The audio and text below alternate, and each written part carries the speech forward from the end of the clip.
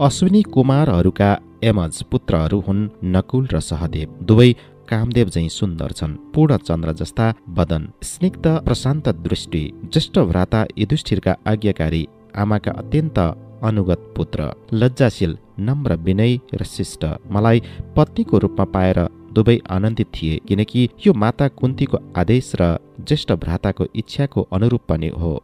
दुवैमा तर नकुल अधिक सुन्दर। उनीसँग सुकुमारता र लालित्य औधी थियो। फुलेको पुष्पको पत्रदलमा बिहानको सूर्यलोक जस्तो कोमल सुन्दर मुहारमा नम्रताको स्पर्श मनलाई आकर्षित गर्ने जस्तो थियो। शिशुका झैं सरल, प्रफुल्ल र विकसित फूल जस्तो उन्मुक्त थियो नकुलको हृदय। प्रथम दर्शनमा उनले भने, देवी पाञ्चाली, जुन दिनदेखि तिमीलाई चिने तिमीसँग विवाह गर्ने कामना जागेको थियो, कारण जान्दछौ? म मृत्यु हाँसिरहे। उनको सरल स्वीकारोक्तिमाथि खेल खेल्ने साथी जस्तो हात समाएर मलाई अस्तबलसम्म तानेर लगे। पाञ्चाली, ऊ मेरा घोडा देख्यौ? यही नै मेरो सोख हो। यिनीहरूलाई म स्वयं स्याहार्छु। जीव जन्तु पशु पन्छीहरूलाई तिमी पनि साह्रै स्नेह आदर गर्छौ भन्ने सुनेको छु। तिम्रो आवास एक सुन्दर अभयारण्य जस्तो छ। तिमी पशु पन्छीको भाषा बुझ्छौ, उनीहरूको संकेत बुझ्छौ रे। मस्त हात्ती तिम्रो दर्शन मात्रले शान्त हुन्छ रे। हिंस्रक विषधर सर्प तिम्रो पदाघातले मात्र आहत भएर प्रतिघात गर्न बिर्सन्छ भन्ने पनि सुनेको छु। म आनन्दित छु। अब मेरा घोडाहरूको पनि तिमीले हेरचाह गर्नेछौ भनेर।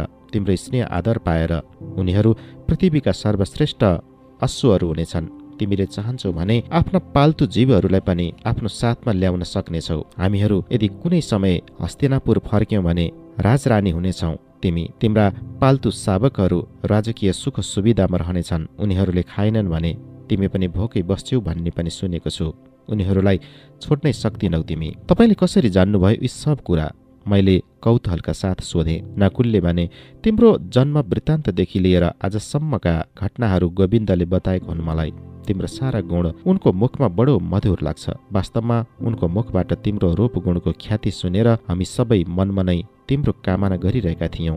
तिमीलाई प्राप्त गर्न पाउँदा गोविन्दप्रति चिर ऋणी भएका छौं हामी। सोच्न लागे, यस सुनिश्चित योजनाका पछि गोविन्दको के उद्देश्य हुन सक्छ? नकुल दर्पणमा झल्किएको आफ्नो छाया बारम्बार हेरिरहेका थिए। हेरेर आफ्नै मुग्ध भइरहेका थिए। वासगृहमा नववधुको भेषमा भन्दा उनलाई यो मेरो परिवेशले पनि अधिक मोहित गरिरहेको थियो। उनी आफ्नो अलङ्कार, परिधेय आदिलाई बारम्बार समेटिरहेका थिए। उनको शिशु सुलभ आत्मकेन्द्रितताले मलाई खुबै आनन्द दिइरहेको थियो। मन लागिरहेको थियो त्यो कोमल अनुपम सौन्दर्यलाई अञ्जुलीमा भरेर प्यार गरौं, स्नेह गरौं। कमसेकम यस पतिद्वारा त विशेष कुनै द्वन्द्वको सामना गर्नुपर्ने छैन मैले। अश्व त खुबै सुन्दर रहेछ, तपाईँलाई सुहाउने। सायद यस्तो भनिदिन सकेकी भए अरू खुसी हुने थिए होला। यसबारे सोच्दा सोच्दै नकुलले नै सोधे, मलाई मन त परायो होइन तिमीले? के मेरो रूप तिम्रो मनको योग्य छ?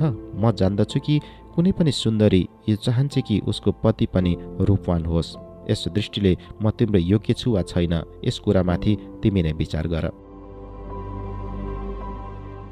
मैले यी कुराहरूको अर्थ बुझेँ। नकुल भन्न चाहन्थे कि सौन्दर्यको सन्दर्भमा यदि मैले विचार गरेँ भने पञ्चपतिहरूमध्ये रूपमा उनी नै श्रेष्ठ हुनेछन्। यही कुरा नै उनी मेरो मुखबाट सुन्न चाहन्छन्। तर मैले भन्नु पर्यो, यो विवाह त तपाईँमाथि पनि युधिष्ठिरले नै थोपरेका हुन्। आमाले बाध्य गरेकी हुन्। तपाईँलाई त मन पर्नु मन नपर्नुको भावना व्यक्त गर्ने अवसर पनि प्राप्त भएन। नकुल मलाई मुग्ध भावले हेरिरहेका थिए।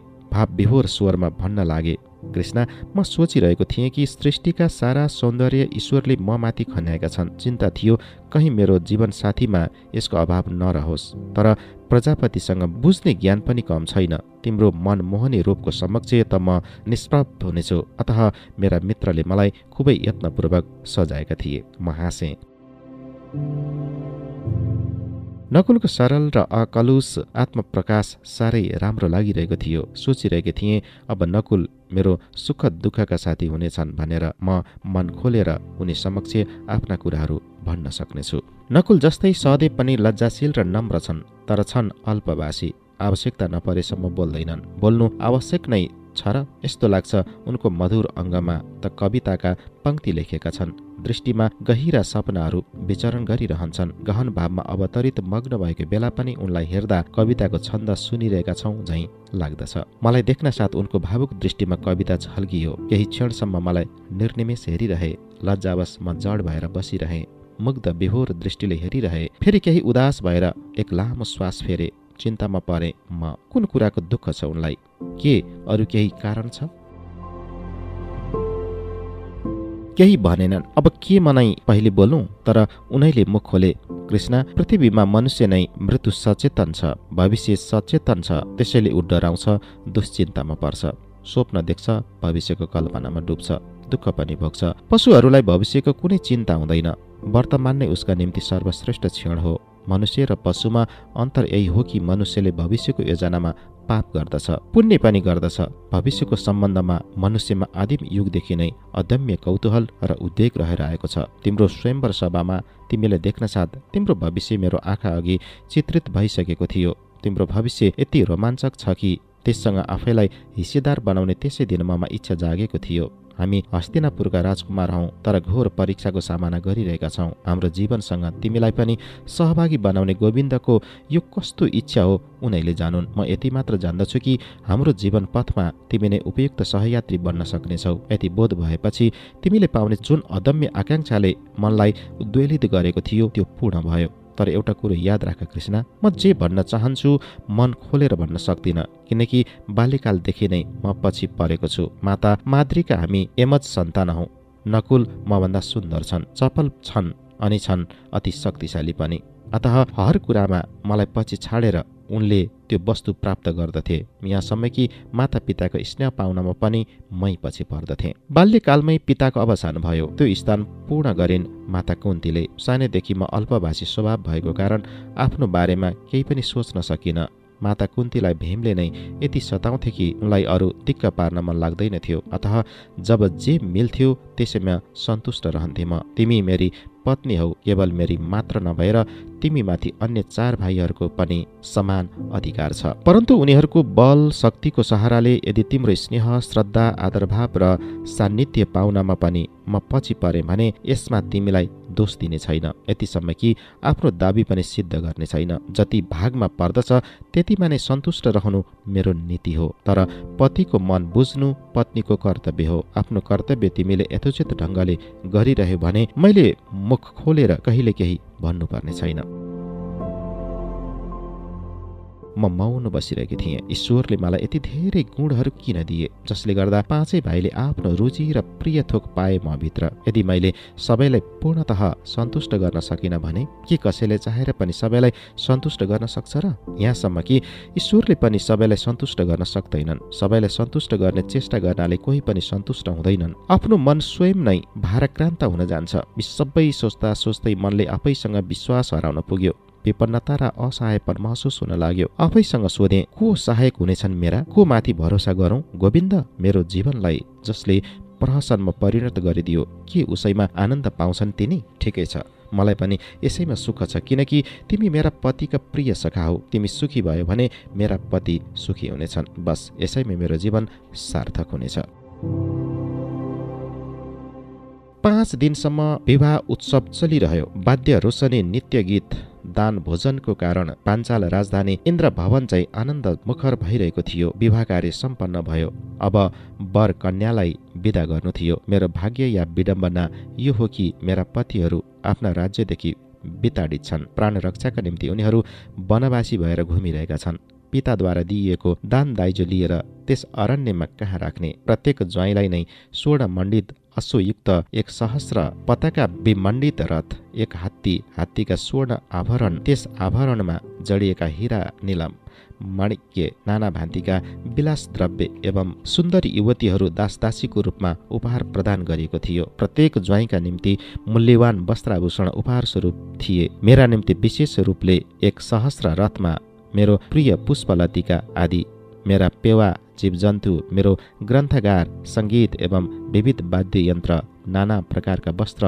अलङ्कार आदि थिए। पिताका मित्र राज्यहरूबाट कैयौं वस्तुहरू उपहार स्वरूप आएका थिए। द्वारकाका अधीश्वर श्री कृष्णले अनेक उपहारहरू पठाएका थिए। त्यसमध्ये नीलकान्त मणि जडित 1 मुद्रिका थियो। साथमा माया नामकी 1 परिचारिका पनि आएकी थिए। त्यसबेला कृष्णले भनेका थिए, यी 2 मेरा प्रिय वस्तुहरू हुन्। नीलकान्त खचित मुद्रिका तिमीलाई आशीर्वाद स्वरूप दिइरहेको छु। यो मेरो सर्वाधिक प्रिय मुद्रिका हो। स्वयं म यो व्यवहार गरिरहेको थिएँ। यसमा एक विशेष गुण छ। एकाग्र चित्तले यसमा खचित केन्द्रस्थलतर्फ केही क्षण हेरिरहनाले मनमा अनेक दुविधाहरूको समाधान हुनेछ। अत्यन्त लावण्यमयी दासी मायातर्फ संकेत गरेर भने गोविन्दले, बाल्यकालदेखि अहिलेसम्म ऊ मसँग थिए। उसले सदा मेरो सुख सुविधाको पूरा ध्यान राख्दै आएकी थिए। ऊ मलाई यति चाहन्छे कि मेरो सेवाको निम्ति अरू कसैलाई सहन गर्न सक्दिन, कसैले मलाई सताउनेछ भनेर सदा मेरो साथमा रहन्छे, सतर्क रहन्छे। तर एउटा कुरा छ, जसले मायालाई आफ्नो हृदयमा स्थान दिन्छ ती मानिसलाई माया आफ्नो प्रेमले यति आच्छन्न गरिदिन्छ कि उसलाई अरू कुनै कुरा दृष्टिगोचर हुँदैन। मेरी यो दासी दुःखको कारण जस्तै हो, तर दुःख हरण पनि यसैले गरिदिन्छे। यसद्वारा मेरा कैयौं कार्यहरू साधित हुन्छन्। यो छैन भने द्वारका, हस्तिनापुर अनि यी पाण्डवहरूका विविध समस्याहरू समाधान गर्न नै कठिन हुन जान्छ। अर्जुन साना भाइ हुँदाहुँदै पनि मेरा प्रिय सखा हुन्। उनकी प्रिय पत्नीको रूपमा आएर तिमी पनि मेरी प्रिय सखी भयौ। अत तिमीलाई मेरो यो प्रथम उपहार नै मेरा निम्ति प्रिय यो माया भयो। कृतज्ञ थिएँ। मैले जवाफमा भने, जो तपाईँको साथमा यति लामो समयदेखि थिए, तपाईँका सारा समस्याहरूमा सहायक थिए, यही दासी मलाई दिनाले तपाईँको काम कसरी चल्ला? तपाईँको सेवा शुश्रूषा कसले गर्ला? गोविन्दले गम्भीर स्वरमा भने, हेरौँला जे हुन्छ। मेरो समस्याभन्दा तिम्रो समस्या ठुलो र विशेष छ। अब पञ्चपतिसँगै बाँच्नु पर्नेछ तिमीले। यसले गर्दा नित्य नयाँ समस्याहरूको सामना गर्नुपर्नेछ। ती समस्याहरूको समाधानमा माया तिम्रो सहायक हुनेछ। त्यसै कारण म उनलाई तिमी कहाँ छोडिरहेको छु, अन्यथा तिमीलाई गाह्रो हुनेछ। म जान्दछु पञ्चपतिको दुरूह दायित्वसँग अस्थिर भएर तिमी कुनै न कुनै दिन सन्यासिनी भएर वनवासी बन्ने मन बनाउनेछौ। तब को तिम्रो पथ रोकेर उभिएला? गोविन्दको मृदु मुस्कानमा अझै पनि धेरै कुराहरू अव्यक्त रहेका थिए। मैले सबै थोक भुले। त्यस मुस्कानको माधुर्यमा मायाको छेउमा उभिएर उनलाई हेरिरहेँ। गोविन्दप्रति कृतज्ञ थिए। मेरो लाचारी र व्यवस्था केवल उनलाई मात्र थाहा थियो। अनुहारमा जति नै दम्भ देखाउँ, पञ्चपति वरणका कारण विषम सङ्कटमा परिसकेको छु, यो कुरा भगत सखा कृष्ण बुझ्न सक्छन्। नितम्बिनी यद्यपि सखीहरू मध्ये प्रिय छे, तर के ऊ माया जत्तिकै बुद्धिमती पनि छे? यसै कारण त कृष्णले अन्यान्य उपहारका साथमा माया पनि दिए मलाई। तर यति उपकार लिएर म कहाँ जाउँ? पिताले सारा स्थिति बुझेर भनेका थिए, पञ्चपति अनि माता कुन्ती जति दिन चाहन्छन् पाञ्चाल राज्यमा अतिथि स्वरूप रहन सक्नेछन्। उनको आतिथ्य पालन गरेर पाञ्चाल गौरवपूर्ण हुनेछ। सायद पिताले त्यसबाट सुखानुभव नै गर्नेछन्, तर म यस प्रस्तावबाट कसरी सुखी हुने? यसमा मेरो गर्व नै कहाँ छ र? बरु मेरो सम्मान बाधित हुनेछ। मैले स्वयंलाई पिताको राज्यमा आश्रय प्रार्थिनी सम्झिरहनेछु कि पिता र भाइको प्रतिपालिनी भनेर जिउनु अधिक समयसम्म सम्भव होला। हिजोसम्म जुन राज्य मेरो थियो, आज त्यहाँ अतिथिको रूपमा छु म। वास्तवमा कति विचित्र छ समाजमा यो रीति। अतिथि बनेर कोही कतिसम्म रहन सक्छ? मेरा पतिहरूको गौरव पनि क्षुण्ण हुनेछ। सबैजनाले केही समय पश्चात नै यही दृष्टिले हेर्नेछन् उनीहरूलाई। यही त संसारको नियम हो। पिताको राज्यमा मेरा पतिहरूमाथि अलिकति पनि अपयश नआओस्, यो हेर्ने अब मेरो काम हो। म यसमा त्रुटि कसरी सहन सक्छु र? पिताको घरमा रहन्जेल छोरीको धर्म पालन गरेँ मैले। अब समय यस्तो आएको छ कि स्त्री धर्म पालन गरौँ म। मेरा पञ्चपति अब आफ्नो राज्य गुमाएर निर्धन छन्, वा शून्य छन्। अब उनीहरूको शौर्य, वीरत्व र व्यक्तित्वमा त कुनै सङ्कट आएको छैन। यसलाई लिएर म किन गर्वित नहुने? धनवान हुनु पौरुष र गर्वको कुरा हुन सक्छ, तर अन्यायपूर्वक धनवान हुनुलाई पौरुष भनिँदैन। कौरवहरू पाण्डवहरूलाई अन्याय गरी राज्यबाट वञ्चित गरेर विशाल हस्तिनापुर राज्यको अधिकारी बनेका छन्, तर यसो गर्नाले उनीहरूको पौरुष पाण्डवहरूको भन्दा उच्च सिद्ध भएको छैन। अब उनीहरू समग्र आर्यवर्तमा निन्दित छन्। निर्धन 5 पाण्डव धर्मात्मा हुन्, अतएव आर्यवर्तमा सर्वत्र उनीहरूको जयगान भइरहेको छ। त्यसै कारण राजधानी नहुँदा पनि मेरो गौरवमा कुनै हानि भएको छैन। साँच्चै भन्ने हो भने यी 5 पतिहरूकै कारण म गर्वित छु, पुलकित छु। पतिको शौर्यका कारण गर्वित हुनु एउटा कुरो हो, अनि पतिलाई लिएर सुखी हुनु दोस्रो कुरो। पतिलाई सुखी राख्नु चाहिँ निकै जटिल कुरा हो। अब म समक्ष यही समस्या छ। विवाह कार्य समाप्त भएपछि मेरो वास्तविक दाम्पत्य जीवन आरम्भ हुनेछ। पञ्चपतिसँग एक जना गर्दै विवाह गर्नु सजिलो छ, तर कति जटिल छ ती प्रत्येक पतिसँग पत्नी धर्म निभाउनु। अतीतमा कुनै नारीले धर्म रक्षाका निम्ति सप्तपति या 11 पतिहरूको वरण गरेको कुरा थाहा छैन। तर वर्तमानमा सम्पूर्ण आर्यवर्तमा मेरा अतिरिक्त पञ्चपति त के एकाधिक पति वरण गर्ने नारी पनि कोही छैनन्। अतः आज आर्यवर्त विस्मय र कौतूहलले मेरो दाम्पत्य जीवनको प्रहसन हेर्ने प्रतीक्षामा छन्। सोच्दछु के हुनेछ मेरो दाम्पत्य जीवनको परिणाम। यस प्रकारले जीवनमा यति ठूलो दायित्व लिनेछु भन्ने त कहिले सोचेकी थिएन। सबैको इच्छालाई सिरुपर गरेर पञ्चपति स्वीकार गरेँ, तर त्यस बेला सोचेकी थिएन 5 पुरुषहरूको इच्छा, रुचि, आशा अनि व्यक्तित्व परस्पर कति भिन्न हुनेछ भनेर। अब ती सारा कुराहरू सोचेर आफैलाई अझ असहाय लागिरहेको छ। रातको एक प्रहर यदि एउटा पतिका निम्ति उत्सर्ग गरेँ भने अर्को पतिको रात्रि त व्यर्थै नै हुनेछ। तब फेरि म कसरी रात्रिलाई विभाजित गरौँ या सबलाई विभाजित गरौँ? आज मेरो दाम्पत्यको आरम्भको दिन हो। सखार स्नान गरेर नववधूको वेशमा सज्जित भई माता कुन्तीलाई प्रणाम गरेँ मैले। उनको आशीर्वाद थियो, कृष्ण, ईश्वरले तिमीलाई खुसी राखुन्, सुखी राखुन्। मेरा निम्ति छोरीको कमी पूर्ण गर्न सक्यौ। पतिहरूलाई सर्वान्तकरणबाट नै सुखी राख्नेछौ। पद पदमा उनीहरूको ध्यान राख्नु, अतिथि अभ्यागतहरूलाई ईश्वर तुल्य मानेर सेवा गर्नु। तिमी जस्तै विदुषी पुत्र वधू पाएर म अत्यन्त धन्य छु। माताको आशीर्वाद लिएर म युधिष्ठिरको शयन कक्षतर्फ गएँ। त्यहाँ कृष्ण छन्। माताको निर्देश मैले उनलाई प्रणाम गरौँ भन्ने छ। कक्षमा अर्को कुनै अपरिचित व्यक्ति पनि आएका छन्। कुराकानी सुन्दैछु, तर गोविन्द, देवी कृष्णलाई यस्तो विषम परिस्थितिमा हाल्नुको पछि के उद्देश्य छ तपाईँको? देवलोकबाट पनि पञ्चपुरुषकी नायिका द्रौपदीको प्रेम, विरह अनि द्वन्द्व विस्मय र उत्सुकताको दृष्टिले हेरिरहेछन्। किन उनलाई यस्तो लज्जाजनक स्थितिमा पारियो? देवताहरूका निम्ति बहुपत्नीहरूको विधान राखिएको छ। यसद्वारा उनीहरूको पौरुष गरिमामय भएको छ। तर कुनै नारीलाई बहुपति वरण गर्दा जुन लज्जा, ग्लानि र सङ्कोच अनुभव गर्नुपर्नेछ, के यस कुरामाथि ध्यान दिएको छ? यसबाट नारीत्व छिन्न हुन जानेछ? द्वारकापति के यो कुरो जान्दैनन्? मेरा पाउहरू मन्द भएका छन्। आफ्नो लज्जा र अपमानको कुरा सुनिरहेकी थिएँ। आगन्तुक जो भए पनि उनको सामना गर्ने साहस भइरहेको छैन। विश्राम कक्षमा फर्केर आई बेचौनामा अवश भएर बसेँ। सङ्गमर्मरको भित्तामा मेरो प्रतिबिम्ब सजीव भइरहेको छ। मलाई लाग्यो म टुक्रिरहेकी छु। लाज, दुःख र दुश्चिन्ताले एकै क्षणमा नववधू कृष्णभित्रकी यज्ञको अग्निबाट निस्केकी याज्ञसेनी विद्रोहले ठाडो भएकी छे।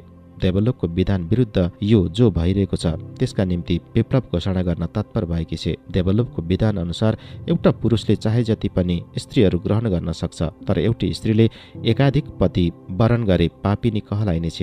यो विधान कसले बनाएको हो? कुनै दिव्य पुरुषले नै हो? अन्यथा पुरुष स्त्री बीच पाप पुण्यमा किन यस्तो अन्तर गरिने हो? धनी, दरिद्र, उच्च नीच, ब्राह्मण, चाण्डाल, स्त्री पुरुषलाई लिएर समाजमा जति पनि नीति र नियमहरू बनिएका छन्, पाप पुण्यको विचार गरेर जति पनि यी दुई लिङ्ग बीच घोर विषमता उभ्याएका छन्, यसको विरुद्ध जीवनभर युद्ध गर्नुपर्छ। वास्तवमा पञ्चपति वरण गर्नलाई समग्र नारी जातिको निम्ति यो एउटा आह्वान हो।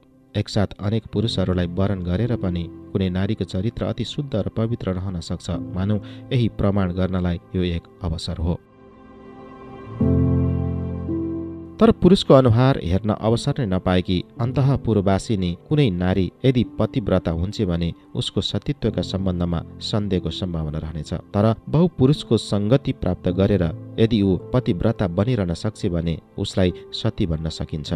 सायद त्यसै कारण तारा मन्दोदरीले एकाधिक पति वरण गरेका थिए, तथापि उनीहरू सती हुन् प्रातः स्मरणीय छन्। लक्ष्मण पत्नी उर्मिलाले 14 वर्षसम्म अन्तपुरमा बन्दिनी चाहिँ जीवन व्यतीत गरिन् पतिको प्रतीक्षामा।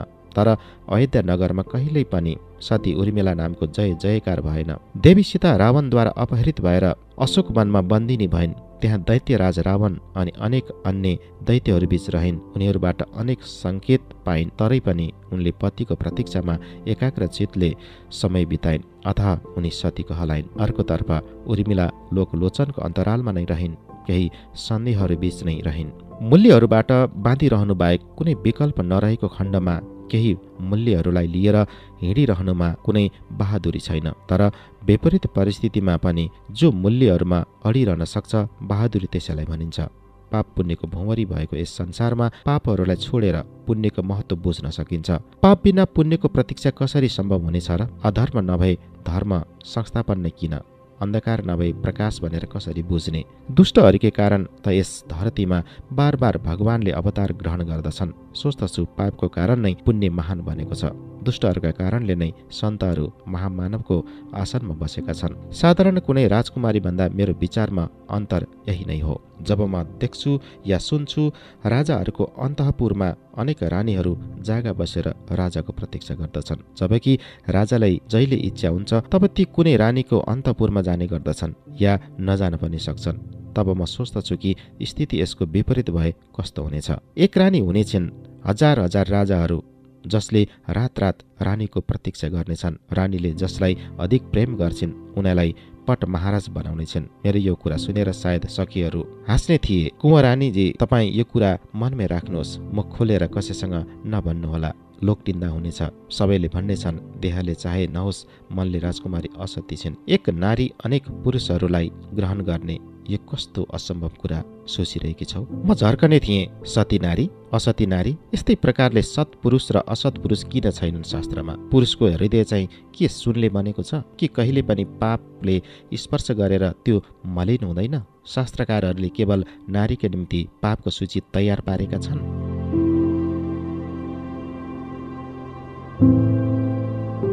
आँखा अघि कैयौं दृश्यहरू आए। उर्लिरहेको यमुना नदी धर्म नौकामा बसेर नदी पार गरेको बेला महामुनि पराशरले देवर कन्या मत्स्यगन्धाको रूप लावण्यमा मुग्ध भएर रति भिक्षा मागेका थिए। सुकुमारी मत्स्यगन्धाले सद्धारण गर्दा गर्दै पनि महामुनि पराशरले बलात्कार गरेर नौकामै उनलाई शारीरिक रूपमा ग्रहण गरेका थिए। उर्लदो नदी यमुना दुवै किनारमा यात्रीहरूको कोलाहल। पराशर अलौकिक शक्तिका अधिकारी, पथचारी यात्रीहरूको नेत्रबाट आफ्नो यस काम क्रीडालाई गोपन राख्नका निम्ति उनले नौकाको चारैतर्फ पलभरमा नै छेकाबार दृष्टि गरेका थिए। यसै अन्धकारभित्र मुनिको कामना चरितार्थ भयो। जन्म लिए दिव्य द्रष्टा कृष्ण द्वैपायनले पुत्रलाई साथमा लिएर महामुनि पराशरले मत्स्यगन्धालाई वरदान दिएर योजन गन्धामा परिणत गरिदिए। योजन गन्धा सत्यवतीको शरीरबाट मत्स्यगन्धा टाढा भयो। एक सुगन्धमा परिणत भई चारैतिर परिव्याप्त भइन्। यसै योजनगन्धा कालक्रमसँगै अघि बढेर कुरुवंशका राजा शन्तनुकी पत्नी सत्यवती बनिन्। शन्तनुको वीर्यबाट सत्यवतीले चित्राङ्गदलाई अनि विचित्र वीर्यलाई जन्म दिइन्। परम ज्ञानवती माता सत्यवतीलाई कहिलेकाहीँ उनको अतीतको कारण लोकनिन्दा र उपहास सहनु पर्यो। तर पराशर मुनि उनी सर्वजन पूज्य छन्। भगवान व्यासदेवको मुखारा बिन्दबाट उनको जन्मको जीवन चरित्र सुन्दा सुन्दा मभित्र विद्रोहको ज्वाला उठ्थ्यो। मेरो मुहार क्रोधले रातो हुन्थ्यो। व्यासदेव स्थित प्रज्ञ छन्। हाँस्दै भने नारी त सर्वसाहा धरती हुन्, उनीहरूमा चाहिँ सहनशीलता पुरुषमा कहाँ हुन्छ र? अतः नारीहरूप्रति दोष रोष सबै सहज हुन्छ। पुरुषहरूप्रति यस्ता दोष रोष गर्नाले पृथ्वीमा हिंसा नै हिंसा हुनेछ। सायद पुरुषको निन्दा गर्ने साहस कसैमा हुने छैन। निन्दा, अपवाद अनि लान्छना बीच आफ्नो चारित्रिक दृढता कायम राखेर माता सत्यवती आर्यवर्तमा पूज्य महियसी महिला स्वरूप भइन्। काशीराजका 3 कन्याहरूमा अम्बा, अम्बिका र अम्बालिकाको स्वयंवर भइरहेको थियो। समाचार प्राप्त भयो शन्तनु अनि गङ्गाका पुत्र देवव्रतलाई अटल प्रतिज्ञा थियो भीष्मको। त्यस समय चित्राङ्गदको अविवाहित अवस्थामा नै मृत्यु भइसकेको अनि विचित्र वीर्य विवाहयोग्य भइसकेका थिए। भीष्म विचित्र वीर्यलाई साथमा लिएर काशीराज कन्याको स्वयंवरमा उपस्थित भए। आर्यवर्तका अनेक साना ठुला राजाहरूको उपस्थिति थियो त्यहाँ। भीष्मले बुझिसकेका थिए कि कन्याहरूले कहिल्यै पनि विचित्र वीर्यको गलामा वरमाला पहिराउने छैनन्। क्षत्रिय धर्मको दुहाई दिएर तिनै कन्याहरूलाई विचित्र वीर्यसँग विवाह गराउने उद्देश्यले सभा मण्डपबाट बलपूर्वक लिएर आए। भीष्मको प्रतापबाट डराएर तब कसैले पनि प्रतिवाद गरेनन्। हस्तिनापुरमा आएपछि अम्बाले भीष्मलाई स्पष्ट भनिदिइन् कि उनी धेरै अघिदेखि नै वरपूर्वा हुन्। मद्र देशका राजा साल्वले धेरै अघिदेखि उनीसँग विवाहको व्रत लिएका छन्। अम्बाले स्वयंवर सभामा उनलाई देखेर आफ्नो हृदय दिइसकेकी छन्। धर्मतः साल्वसँग नै उनको विवाह हुनुपर्छ। भीष्मले उदारतापूर्वक राजकन्या अम्बालाई राजपुरोहित अनि विश्वस्त दासीहरूका साथ उनको पूर्व निर्वाचित पतिका निम्ति सम्मान प्रकट गरे। तर निरपराध अम्बा अदूरदर्शी राजा साल्वद्वारा उपेक्षित भइन् बिना अपराध। राजा साल्वले उपहास गरे। सर्वजन समक्ष भीष्मले राजाहरूलाई परास्त गरी तिमीलाई अपहरण गरेर लगे। त्यसै क्षणदेखि नै तिमी भीष्मको उच्छिष्ट बन्यौ। मेरी पत्नी बन्ने योग्यता नै कहाँ रहेर अब तिमीमा? अब मेरो मनमा तिम्रो निम्ति कुनै कामना छैन। कति निष्ठुर वचन! अम्बाको हृदय तोडियो। साल्वलाई सम्झाइन् कि भीष्मदेव आजन्म ब्रह्मचर्यका व्रती हुन्। पिताका समक्ष उनले जीवनभर विवाह गर्दिन भनेर प्रतिज्ञा गरेका छन्। कुनै पनि नारी उनको चारित्रिक स्खलनको कारण बनेकी छैन। भीष्मले जो कार्य गरे त्यो आफ्ना निम्ति होइन, सानो भाइका निम्ति गरेका थिए। अम्बाप्रति उनको मनमा त निर्मल श्रद्धा र आशीर्वाद सिवाय कुनै कुत्सित कामना या दुर्बलता लेस मात्र पनि छैन। तर पुरुषको अहङ्कार समक्ष असहाय हुन्छन् नारी। अम्बाको भविष्यबारे साल्वोलाई कुनै चिन्ता थिएन। सोझै यस कुराको प्रत्याह्वान गरे उनले। राजकुमारी अम्बा निराश्रय भइन्। घोर अरण्य वनमा गएर ऋषि मुनिहरूसँग विचार विमर्श गरिन्। अब पिता गृह जानु उचित लागेन उनलाई। आफ्नो दुर्दशाका निम्ति सन्तनु पुत्र भीष्मलाई नै दोषी ठहराइन्। प्रतिशोधको भावनाको कारण कठोर तपस्यामा मग्न भइन्। आर्यवर्तको कुनै पनि वीर उनलाई न्याय दिलाउन आएनन्। केवल भोलानाथ महेश्वरले सुने उनको दुःख, तर भोलानाथले पनि यस जन्ममा भीष्मसँग प्रतिशोधको वरदान दिएनन् उनलाई, पर जन्मका निम्ति वर दिए। हो, त्यस जन्ममा भीष्मलाई पराजित गर्न सक्ने छिन् अम्बाले, तर कहिले आउने त्यो समय? निराश्रित, उपेक्षित, उपहासित विरहिणी अम्बाका अघि विडम्बित जीवन थियो कुनै चिर स्रोता नदीको अविरल धारा झैं। सुकुमार राजकन्या एक्लै शिवको वरलाई पर्खेर कति दिन चल्ने? धैर्य हराएर अम्बाले अग्निमा आत्माहुति दिई आफ्नो प्राण विसर्जित गरिदिइन्। अर्को जन्ममा पनि अम्बाको विडम्बना कुनै कम थिएन। नारी रूपमा कसरी परास्त गर्ने उनले भीष्मलाई? मेरो पिताको वीर्यबाट पुत्र रूपमा जन्म लिइन्, तर नपुंसक बनिन्। जन्म हुनसाथ राजा द्रुपदले आदेश दिए नवजात शिशुको शिरोच्छेदन गर्न। पुत्र जन्मको महोत्सव पनि मनाइएन। ती मेरा ज्येष्ठ भ्राता शिखण्डीलाई देख्दा मेरो मनमा अनुकम्पको ठाउँमा क्षोभ भरेर आउँछ। शिखण्डीको कान्त कोमल ललित रूप शोभाबाट चिहाइरहेकी थिइन्। उपेक्षित, उपहासित राजकन्या अम्बा। बिना अपराध नै उनका दुईवटा मानव जीवन अभिशप्त भए, केवल यसै कारण कि उनी नारी थिइन्।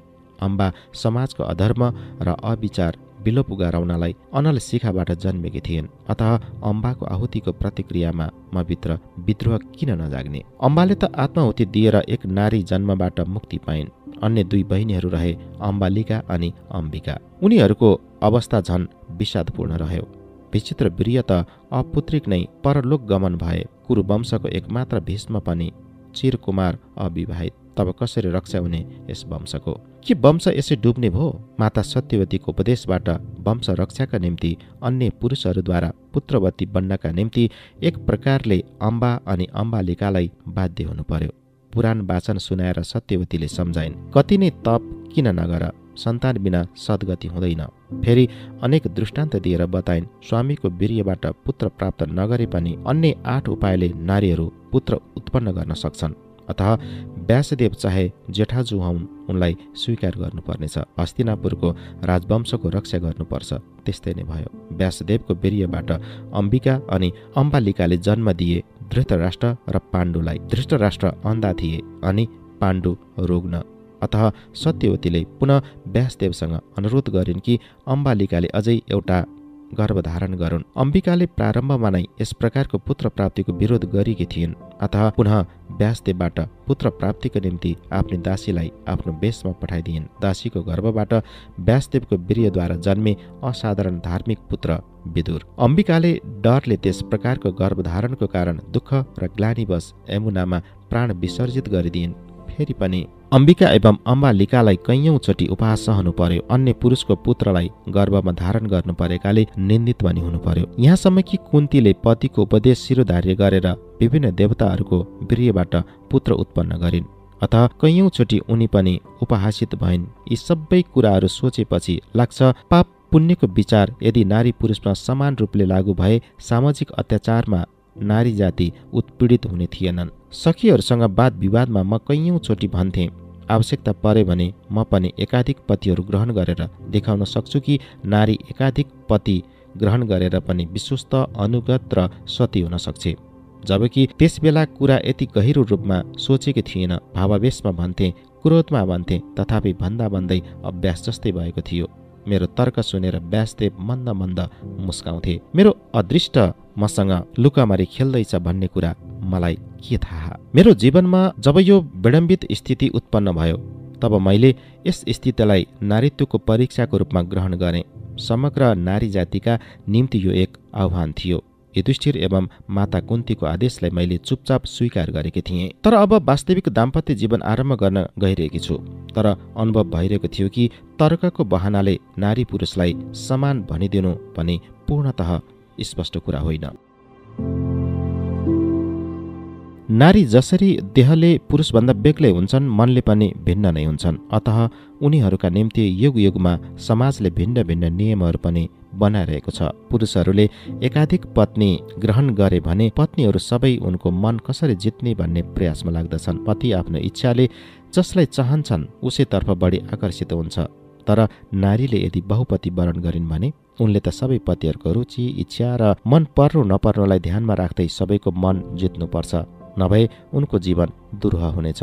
अब त्यही भयानक स्थिति छ मेरा सम्मुख। कुन आकाश पातालको कुरा सोचिरहेको छु म, सखी नितम्बिनीले आएर बताई। महर्षि नारदको आगमन भएको छ। युधिष्ठिर र गोविन्दसँग कुराकानी गर्दै हुनुहुन्छ। द्युत क्रीडाको व्यवस्था भएको छ। युधिष्ठिरले सायद मलाई बोलाएको हुन्। जान तयार भइरहेकी थिएँ कि कोही आएर खबर दियो भीमले शयन कक्षमा प्रतीक्षा गरिरहेका छन्। आज बिहान भोजन केही अधिक भएको थियो, अत देह गरौँ भइरहेछ उनको। विश्रामको समय मेरो साहचर्य चाहन्छन् उनी। के गरौँ म? कसको आदेश पहिले पालन गरौँ? यसैबीच एक सखी अर्जुनको सन्देश लिएर हाजिर भई। उहाँ पाठगारमा अर्जुन प्रतीक्षा गरिरहेछन्। कुनै पण्डित आएका छन्, शास्त्र चर्चा गर्नेछन्। यस्तो समयमा त्यहाँ मेरो उपस्थिति उचित हुनेछ, यही सोचेर बोलाइ पठाएका हुन्।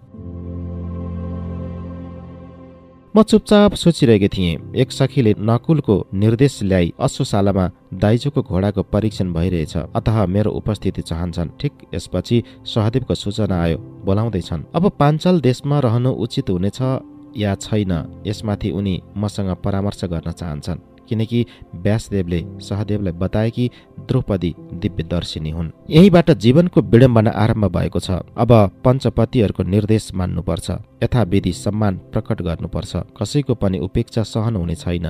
म स्वयं चाहन्न कि कसैको उपेक्षा गरौँ। तर तब पहिले युधिष्ठिरको कुरा मानौँ। उनी ज्येष्ठ हुन्, उनी यस परिवारका कर्ता हुन् सोचेर उनको कक्षतर्फ अघि बढिरहेकी थिएँ। त्यसै बेला सखी माया मेरो बाटो रोकेर उभिन्। उनले भनिन्, सखी, भीम धेरै बेरदेखि प्रतीक्षा गरिरहेका छन्। उनको क्रोध सहन सक्नेछौ? फेरि अर्जुन संवेदनशील छन्, उनको दुःख कसरी सम्वरण गर्न सकौली भन्न त केही भन्ने छैनन् उनले। युधिष्ठिर कहाँ पछि गए पनि हुन्छ, पहिले भीमलाई सन्तुष्ट गराऊ। महाद्वन्द्वमा परे म सारा कुरा जान्दछु। तुरुन्त न्यायतः युधिष्ठिरकै आज्ञा पहिले मान्नुपर्छ मैले, अनि भीम, अनि त्यसपछि नकुल। न्याय र नियमलाई समातेर दाम्पत्य जीवनमा मिलन, विरह, राग, द्वेष चल्दैन। मन्दिरमा, विद्यालयमा, सभा मण्डपमा, युद्ध क्षेत्रमा नीति, अनीति, धर्म, अधर्मको चर्चा हुन्छ। त्यहाँ यी सब मान्नुपर्छ। तर प्रेम व्यवहारमा यो सब चल्दैन। कहिलेकाहीँ सिधा बाटो छोडेर बाङ्गो र तेर्सो पनि हिँड्नुपर्छ। दाम्पत्य जीवन भाइहरू बीच कुनै भागबण्डा होइन, जो जेठो र कान्छोको अनुपातमा आफ्नो स्नेह, ममता, प्रेम र मानको भाग भाग गरेर पाँचै भाइहरूलाई उनीहरूको हिस्सा थमाइयोस् भन्दा भन्दै माया ओठ च्यापेर मुस्काई। म भने विचलित भइरहेको थिएँ। चिन्तामा भरिएर युधिष्ठिरको कक्षमा पुगेँ। महर्षि नारद र गोविन्दलाई प्रणाम गरेँ। आशीर्वाद दिए नारदजीले। गोविन्दले स्नेहमयी दृष्टिले हेर्दै शुभकामना प्रकट गरे। द्युत क्रीडाको सारा आयोजना गरेर बसेका थिए युधिष्ठिर। मृत्यु हाँस्दै भने, बस पाञ्चाली, आज तिमी समक्ष म र गोविन्द बीच द्युत क्रीडाको प्रतियोगिता हुनेछ। गोविन्द भन्छन्, यो संसार यिनलाई खेल जस्तो लाग्दछ, त्यसैले द्युत त यो खेलको तुलनामा केही जस्तो लाग्दैन यिनलाई। अतः यी सोच्छन् यस खेलमा आफू नै जय हुनेछन्। लौ तब आज परीक्षा होस्। मैले दोधार साथ भने, मलाई केही समय दिनुहोस्। तपाईँका भाइहरू मेरो उपस्थिति चाहन्छन्, उनीहरूलाई भेटेर आउनेछु। त्यसपछि तपाईँहरूको द्युत क्रीडा हेर्नेछु। अन्य भाइहरूले किन बोलाउँदैछन् गोविन्दले जान्न चाहे। मैले प्रकट गरिदिएँ। सुनेर हाँसे उनी। व्यङ्ग्य गर्दै उनले भने, युधिष्ठिर, भाइहरूलाई एकताको सूत्रमा बाँध्नको निम्ति पाञ्चालीलाई पञ्चपति वरणका निम्ति बाध्य गराएको थिएँ। तर अब लाग्दैछ द्रौपदीलाई लिएर पाँचै जना बीच प्रतियोगिता, ईर्ष्या, द्वेष, शत्रुता, मतान्तर र फेरि भागबण्डा हुन गइरहेको छ। अब द्रौपदीलाई सबैसँग भेटेर आउँदा आउँदै रात पर्नेछ। भीम कहाँ मात्रै पनि दिनभरि रोकिनेछन् उनी। तिम्रो द्युत क्रीडा कसरी हुनेछ? यो त आरम्भ मात्र हो। प्रतिदिन द्रौपदीको सेवा, साहचर्य, सान्निध्य अनि संसर्ग पाँचै भाइहरूले चाहनेछन्। यसमा अस्वाभाविकता नै पनि के छ र? तर यसद्वारा 5 जना बीचको एकता नष्ट हुनेछ। युधिष्ठिरले दृढ स्वरमा भने, मेरा भाइहरू मलाई देवता समान मान्दछन्, अथवा हामी बीच यस्तो कुनै द्वन्द्वको सृष्टि हुने छैन। मेरो आदेशमा मेरा भाइहरू राज्य धन सम्पदा सबै त्यागेर वनवास जान पनि कुण्ठित मन गर्ने छैनन्। नारदले हाँसेर भन्ने, राज्य धन सम्पदाको त्याग सहज हुन्छ, तर वर नारी द्रौपदीको मोह त्याग गर्नु त्यति सरल हुने छैन। सुन्दर र उपसुन्दरको प्रसङ्ग तपाईँ जान्नु नै हुन्छ। दुवै भाइहरू एउटै सिंहासनमा बसेर राज्यको उपभोग गरिरहेका थिए। एउटै पात्रमा भोजन गर्थे उनीहरू। एउटै थियो शयन गृह, एउटै पलङ र बिछ्यौना पनि एउटै। तरै पनि सुख शान्ति र एकता रहेन। आखिर एउटी नारी तिलोत्तमालाई लिएर दुवैले एकअर्काको हत्या समेत गरे। आशंका र भयले मनमनै काँपे म। गोविन्दले शान्त स्वरमा भने, नारद वचन सत्य हो। नारदले चिन्तावश फेरि भने, कृष्णको जन्मको समय देववाणी भएको थियो कि क्षेत्रीय संहारको कारण बन्ने छिन् उनी। पाण्डव उही क्षेत्रीयहरू त होइनन्। तथापि मलाई डर लागिरहेको छ। अरूको कुरा छोडिदेऊ, भीमकै बारेमा सोचौँ न। यदि द्रौपदीले उनको कुरा मानिनन् भने पाण्डवहरूसहित द्रौपदीलाई गदा प्रहार गरेर चूर्ण गरिदिने छैनन् र? क्रोध भनेको घोर शत्रु हो। त्यसमाथि भीमको क्रोध केही भन्नु उचित हुँदैन यस विषयमा। मैले भयले कातर भई भने, देवर्षि, तपाईँको कुराले विचलित गराइरहेछ मलाई। म पनि अनुभव गरिरहेको छु कि एकाधिक पतिले एकसाथ उचित सेवा पाउने छैनन्। अति गाह्रो काम हो यो। गोविन्द जस्ता परम ज्ञानी पुरुष यहाँ उपस्थित छन्। तब यसबारेमा कुनै उचित व्यवस्था हुनुपर्छ। यसद्वारा भविष्यमा मेरो कारण पाण्डवहरूबीच कुनै द्वन्द्व उत्पन्न नहोस्, नत्र उनीहरूको सम्बन्धमा हर पल स्वयंलाई बाँड्दा बाँड्दा हाम्रो दाम्पत्य जीवन पनि विषाद विधुर बनाउनेछु। नारदले हाँसेर भने, छोरी, यी सबै त तिम्रा व्यक्तिगत कुराहरू हुन्। पति पत्नीको बीच तेस्रो कसैले दखल नदिएका राम्रो। फेरि म दाम्पत्य द्वन्द्व वा नारी समस्याहरूसँग अति अछुतो र ज्ञानहीन छु। यसबारेमा त गोविन्द पनि अनभिज्ञ छन्। पत्नी र प्रेमी विषयमा चाहिँ पटु छन् उनी। कसैले पनि चाह्यो भने नारी विशारद भन्न सक्छन् उनलाई। उनी नै यसबारेमा कुनै सूत्र निकाल्न सक्नेछन्। मैले गोविन्दतर्फ हेरेँ। मेरा आँखामा जुन लाचेरी पनि थियो त्यसले गोविन्दलाई उल्टा आनन्द दिइरहेको थियो। उनी हाँसिरहेका थिए। मैले भने, गोविन्द, तपाईँको अघि मेरो व्यवस्था वर्णन गरिदिएँ। माताबाट सुनेको छु तपाईँ जो गर्नुहुन्छ हाम्रो भलाइकी निम्ति गर्नुहुन्छ। अतः मार्ग देखाउनुहोस्, म के गरौँ? गोविन्दले हात जोडेर, क्षमा गर कृष्ण, यी सब पति पत्नी बीचका कुराहरू हुन्। म परामर्श दिन सक्छु। तिमी स्वयं विदुषी हौ। जो उचित लाग्छ त्यही गर। फेरि तिम्रो साथमा मायालाई दिएकी छु। अब मेरो सल्लाहको के जरुरत छ र? माया? ऊ त मेरो छेउमै उभिएकी छे। विवाहपछि सदा छाया जस्तो भएर मसँग रहेकी छे। पाइला पाइलामा साथ दिइरहेकी छे। मैले देखेँ गोविन्द इसारामा केही भनिरहेका छन्। मायालाई केही बुझ्न सकिनँ मैले। मायाले मतर्फ हेरेर भने, सखी, एक समय एकाधिक पतिहरूकी पत्नीको भूमिकामा सफल हुनु अत्यन्त पीडादायक र निन्दनीय कुरा हो। अतः तिमी पालै पालो एक वर्ष गरेर एक पाण्डवको पत्नीको भूमिका ग्रहण गर। नारी जननी हुन्, भगिनी पनि हुन्। जननी र भगिनीको रूपमा हर समय सबै पाण्डवहरूका निम्ति कर्तव्य सम्पादित गर। तर पत्नीको रूपमा सबैसँग एक वर्ष गरेर साथमा बिताऊ। पाण्डवहरू 5 भाइ 5 स्वभावका छन्। वर्षभरिमा एकजनासँग बस्दा बस्दै अर्कोसँग बस्नका निम्ति मानसिक प्रस्तुतिको अवसर प्राप्त हुन्छ। मायाको कुराले सबैले समर्थन गरिदिए। युधिष्ठिर पनि यसका निम्ति राजी भए। नारदजीले अझ एउटा कुरा राखे।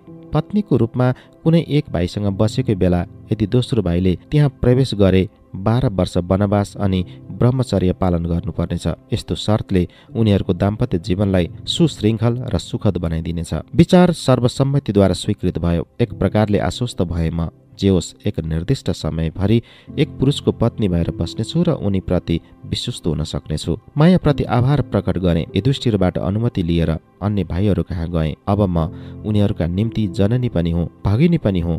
एकपछि अर्काको जिद्दी, बाधा, राग द्वेष, आपत्ति, अभियोग, मान अभिमान, लाड प्यारको प्रत्युत्तर सहजै दिन सक्नेछु। तर आजदेखि 2 वर्षपछि मात्र अर्जुनसँग मिलन सम्भव हुनेछ। जबकि बिहान सखाएर स्नान समाप्त गरेर वधु वेशमा सजिएर जब दर्पण अघि उभिएँ, मेरो छाया त दर्पणमा थियो, तर अर्जुनको सौम्य कान्त रूप मेरो हृदयमा झल्किरहेको थियो। म मुग्ध भएँ, आत्मा विस्मृत भएँ। आफ्नो रूपमा होइन, तर हृदयमा बसेको अर्जुनका निम्ति विमुग्ध भएँ। इच्छा भइरहेको थियो आज नै अर्जुनसँग मधुर मिलनको पर्व भएको भए कस्तो हुने थियो। प्रातः अर्जुनले पनि सुस्तरी भनेका थिए, रात्रिको तृतीय प्रहरमा प्रतीक्षा रहनेछ। प्रथम प्रहरमा नै तिमीलाई पाउने प्रबल इच्छा भइरहेछ, तर मेरो अदृष्ट जबसम्म मलाई सन्तापित गर्न चाहन्छ म त्यसो हुनेछु। उपाय नै के छ र? लाजले रातो भएको थिएँ म। भीम मतर्फ हेरेर केही बुझ्न चाहिरहेका थिए। अर्जुनको कुनै कुराले मेरो अनुहारको रङ एकदमै गुलाफी भइरहेको थियो। त्यसै बेला उनले केही मिष्टान्न मागे। उठेर पस्किदिएँ मैले। भीमले सायद अर्जुनसँग मेरो अन्तरङ्ग वार्तालाप सहन गर्न सकेनन्। अब भीमले पनि वर्षभर प्रतीक्षा गर्नुपर्नेछ। के उनले हाम्रो दाम्पत्य जीवनको शर्त पालन गर्नेछन् त? यस्तो सहिष्णुता कहाँबाट ल्याउलान् उनले? तथापि उनका निम्ति कुनै विशेष चिन्ता छैन। इच्छा भए पहिली पत्नी हिडिम्बा कहाँ जानेछन्। नकुल, सहदेव नम्र र शान्त छन् अनि ज्येष्ठ भाइ युधिष्ठिरलाई बडो सम्मान पनि गर्छन्। प्रत्येक कुराहरूलाई स्वाभाविक रूपमा ग्रहण गर्छन् उनीहरू। तर अर्जुन, उनले कसरी स्वीकार गर्नेछन् यस शर्तलाई? अब जे भयो भयो, केही गर्नु छैन यसबारेमा। सबैको समक्ष शर्त स्वीकार गरेको छु मैले। युधिष्ठिरले मानिलिएका छन्। गोविन्दको अन्जान प्रसन्नता पनि यसै कारणले होला। अथवा यसका निम्ति अरू चिन्ता गर्नु व्यर्थ हो। यति सोचेपछि म निश्चिन्त भएँ। अब पञ्चपतिसँग सन्तुलन राखेर म निर्वाह गर्न सक्नेछु।